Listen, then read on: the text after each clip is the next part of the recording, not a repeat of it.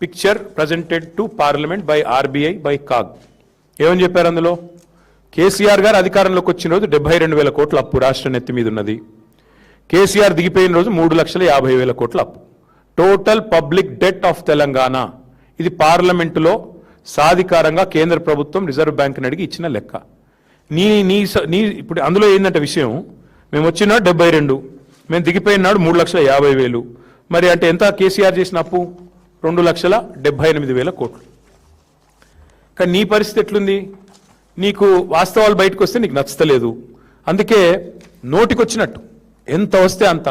ఒకరోజు 6 లక్షల కోట్లు అంటాడు, ఇంకో రోజు 7 లక్షల కోట్లు అంటాడు, ఇంకో రోజు 8 లక్షల కోట్లు అంటాడు. మరి నీ లెక్కలు నమ్మాలనా, లేక కాగ్ లెక్కలు, మరి ఆర్బీఐ లెక్కలు నమ్మాలా, పార్లమెంట్లో కేంద్ర ప్రభుత్వం చెప్పింది నమ్మాలా? ప్రజలు ఏది నమ్మాలా? ముఖ్యమంత్రి చెప్పు. తెల్లారు లేస్తే వెనకటికి ఎవడో మొహంబాలే తద్దంబాలు కొట్టుకున్నట్టు నీకు పరిపాలన చేతగాక గత ప్రభుత్వం మీద ఇంకెన్ని రోజులు ఏడుపుల్ని, ఎన్ని అబద్ధాలంటే నేను ఒకటే వేదిక ఇద్దరు ముఖ్యమంత్రి ఉప ముఖ్యమంత్రి నెంబర్ 1 అండ్ నెంబర్ 2. నెంబర్ 1 అంటాడు 30 నెలల్లో 1,75,000 కోట్లు ఖర్చు పెట్టిన రైతులకని నెంబర్ 1 సీఎం అంటాడు. అదే వేదిక మీద మరో ఒక 5-6 నిమిషాల తేడాలో ఉప ముఖ్యమంత్రి గారేమో 1,56,000 కోట్లు అంటాడు. అంటే వాళ్ళకి అబద్ధాల్లో కూడా పొంతం లేదు. 20,000 కోట్ల అంతరం అక్కడిదక్కడే 5 సెకండ్లు 5 నిమిషాల తేడాలో. అంత చండాలమైన పరిపాలన నీది. ఇంకొక మాట, ఇది కాగ్ రిపోర్టు. ఇందులో నెలకు ఎంత వీళ్ళు కట్టింది 2026-27తో సహా మొత్తం ఉంది. కావాలంటే 25 ఉంది, 26 ఉంది, 27 ఉంది. ఏ నెల కూడా వీళ్ళు 2,400 2,500 కోట్లు దాటి కట్టలేదు. కానీ ఏం చెప్తారు ప్రతిసారి? 6,000 కడుతున్నాం, 6,000 కోట్లు కడుతున్నాం, 7,000 కోట్లు కడుతున్నాం. వాళ్ళ ఇష్టం, నోటికి మొక్కాల. ఇది కాగ్ లెక్క. మరి కాగ్ లెక్క నమ్మాలా, నీ కాకి లెక్కలు నమ్మాలా? అంటే అప్పుల్లో మీరు చెప్పేది తప్పే, మిత్తిల్లో మీరు చెప్పేది తప్పే. మళ్ళీ ఇంకా దాని మీదకి వెళ్ళి తెలంగాణ ఏదో దివాలా తీసిన రాష్ట్రం అని నువ్వు మాట్లాడే మాటలు. వాస్తవం ఏంటంటే నీ పాలనలో తెలంగాణ ఆస్తులు కోల్పోతుంది నీ వల్ల, నీ కుటుంబం వల్ల.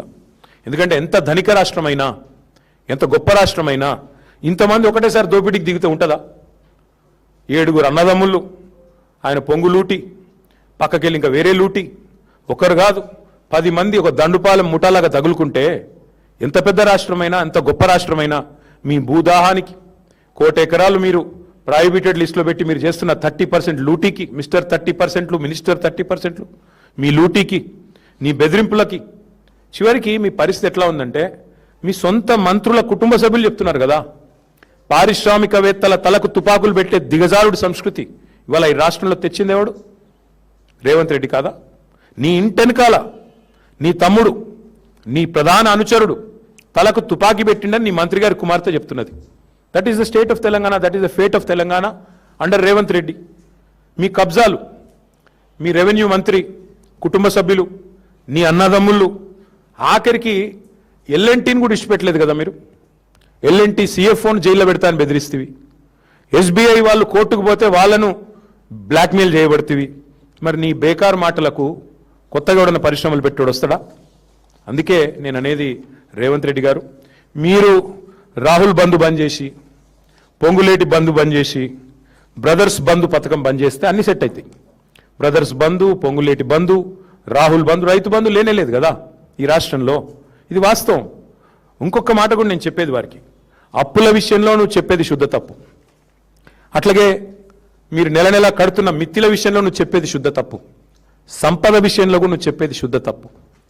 తెలంగాణ వచ్చినాడు నెలకు తెలంగాణ యొక్క రెవెన్యూ 2014లో మేము అధికారంలోకి వచ్చిన కొత్తలో నెలకు 4,000 కోట్లు మాత్రమే తెలంగాణ రెవెన్యూ. అదే మేము దిగిపోయినాడు నెలకు 18,500 కోట్ల రెవెన్యూ పెంచి, అంటే 4.5 లక్షల కోట్లున్న జిఎస్డిపిని, గ్రాస్ స్టేట్ డొమెస్టిక్ ప్రోడక్ట్ని 15 లక్షల కోట్లకు తీసుకుపోయి, అంటే రాష్ట్ర సంపద పెంచి 4,000 కోట్లు నెలకు వచ్చే పరిస్థితి నుంచి 18,500 కోట్లకు తీసుకొచ్చి నీ చేతిలో పెట్టినాం. మరి ఇంకా కూడా సిగ్గు లేకుండా అప్పుల మీద తప్పే నువ్వు చెప్పేది, తప్పుడు ప్రచారం. సంపద మీద నువ్వు పెంచేది తప్పుడు మాటలే, సంపద మీద చెప్పేది తప్పులే. ఈ అన్నింటికి మించి మళ్ళీ రైతు బంధు విషయంలో కూడా మీరు నిన్నటికి నిన్న మీరు మాట్లాడిన దిగజారుడు మాటలు 1-2 కాదు, ఎన్ని తప్పుడు మాటలు నిన్న కూడా. రాష్ట్రంలో అంటే ఈయన వచ్చినాకనే రైతులకి ఏదో గొప్ప పని చేసినాడంట. ఏం గొప్ప పని చేసినావా నువ్వు? వాళ్ళ రాష్ట్రంలో ఏ రైతును అడుగుదాం చెప్పు. ఎంత మీరు ఎగ్గొట్టింది ఎంత ఇంతవరకు?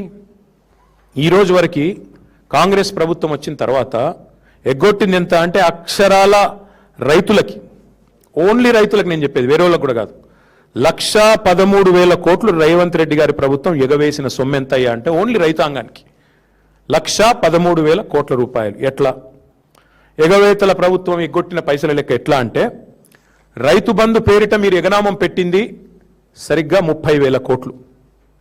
ఓన్లీ రైతు బంధు పేరిట మీరు ఎగ్గొట్టింది 30,000 కోట్లు.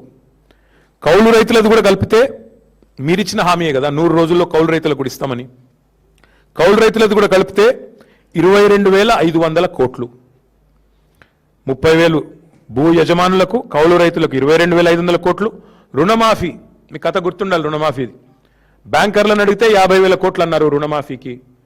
ముఖ్యమంత్రి గారు వెంటనే 4 రోజుల్లోనే మాట మార్చి నాలుక మడతబెట్టి 50,000 కోట్లు కాదు, ఒక సంవత్సరం, కావాలంటే అన్ని వీడియోలు ఉన్నాయి ప్లే చేయమంటే కూడా చేస్తా, ఒక సంవత్సరం కడుపు కట్టుకుంటే 40,000 కోట్లు ఎడమ చేత్తో కట్టేస్తా అన్నాడు. అంటే ముఖ్యమంత్రి లెక్క 40,000 కోట్లు. క్యాబినెట్కి వచ్చే వరకు 31,000 కోట్లు అయింది రుణమాఫీ. అక్కడికి వెళ్ళి బడ్జెట్కి వచ్చే వరకు 26,000 కోట్లు అయింది. చివరికి వాళ్ళు చెప్తున్న లెక్క నిజమే అనుకుంటే కూడా అల్టిమేట్గా ఆగింది 20,000 కోట్ల కాడికి. వ్యవసాయ మంత్రి గారి లెక్క 20,000 కోట్లు. ఒక్కొక్కరిది ఒక్కో పాట.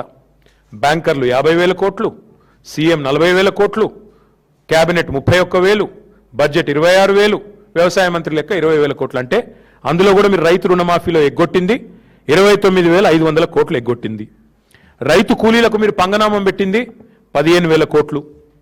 పంటల బోనస్ను బోగస్ చేసి ఎగ్గొట్టింది 16,000 కోట్లు. మొత్తం కూడితే 1,13,000 కోట్ల రూపాయలు కేవలం రైతులకే ఎగనామం పెట్టింది రేవంత్ రెడ్డి ప్రభుత్వం. ఎప్పుడు కడతావు ఈ బాకీ? ఎప్పుడు కడతావు ఈ బాకీ? కట్టిన ఇంకా చేయి పండుగలు.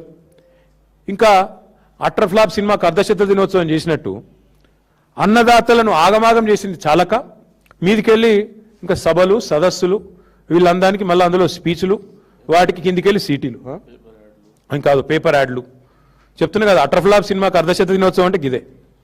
బలవంతంగా జాకీలు పెట్టి లేపుతుంటారు చూడు, బాగుందా బాగుందా అని. వాళ్ళే మళ్ళీ డబ్బా కొట్టుకున్నాడు గట్ల. ఏం వెరగబెట్టినావు నువ్వు అసలు రైతులకి? ఏం చేసినావు చెప్పు? ఇన్ని రోజులు 2.5 ఏళ్లలో చేసింది ఒకసారి చెప్పు, మేము కూడా విని తరిస్తాం అందరం కూడా. అంటే ఎట్లా తయారైందంటే ఇప్పుడు నిజంగా అబద్ధం చెప్పడం అనేది ఆయన జన్మ హక్కు, అబద్ధం ఆయనకు ఆరో ప్రాణం.